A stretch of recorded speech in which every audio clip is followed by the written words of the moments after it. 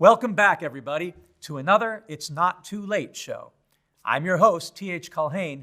Let's head over to the East now, shall we, and see what they've got going on. The ecology of the East, in the lands of the rising sun, is at a crossroads as ancient wisdom and traditional practices clash with modern market forces and a burgeoning population.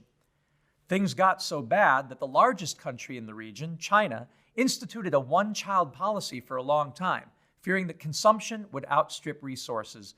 And now, with its rapid modernization plans in overdrive, the country is one of the top 2 greenhouse gas emitters in the world. But there is a philosophical difference in China, and indeed most of the East, that gives one room for hope that is in stark contrast with the consumer mentality of the recent North turned West. It is the idea that every new mouth to feed is born with 2 hands to feed it. And with the radical improvements in education, we can now say every new mouth is also born with 2 eyes and ears and a beautiful brain to feed it. So let's turn to our field correspondent, Brick, to see how.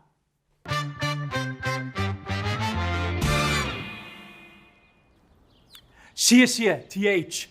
Thanks for sending me here. I'm learning so much. As you can see, I'm standing in one of the new Chinese eco-cities. After 2 world wars, Japan and Korea and China jumped wholesale into the warlike anti-ecological mindset that had led to the so-called triumph of the West. And from an ecological perspective, that triumph was a disaster. China's Great Leap Forward from 1959 to 1961, for example, is now seen as a giant step backwards and is called the Great Chinese Famine, with a death toll of 18 to 45 million people lost to the consequences of soil erosion and drought. And believe it or not, the wholesale slaughter of sparrows, which were thought to compete with people for grain, but whose elimination created a pest problem that destroyed their crops. So what we need to pull down from the drawdown cloud, which I'm going to call from now on the feng shui cloud of ecological harmony and balance, because I just learned that feng shui literally means wind water. What I'm going to pull down is solutions number 24 and number 53. Improved rice production using ecologically balanced ebb and flow watering, with more aeration drawing down 15 gigatons of CO2 at no additional cost and a savings of over $1 trillion. Talk about win-win. At the same time, we should draw out of the land of the rising sun a solution that the East is already way ahead of the rest of the world in doing. Drawdown solution number 10, rooftop solar.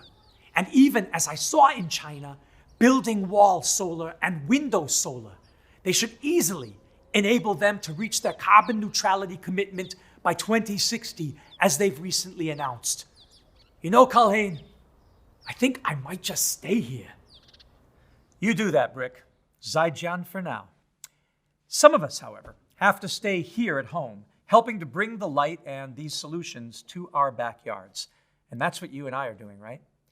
These modules explore how a new day is dawning with hope every time the sun rises in the east. And with your help, we can make sure the sun also sets on the fossil fuel era here in the West, so that we too can get back on track with the Paris Climate Accords and meet our climate goals. Hindsight is 2020, and it isn't too late.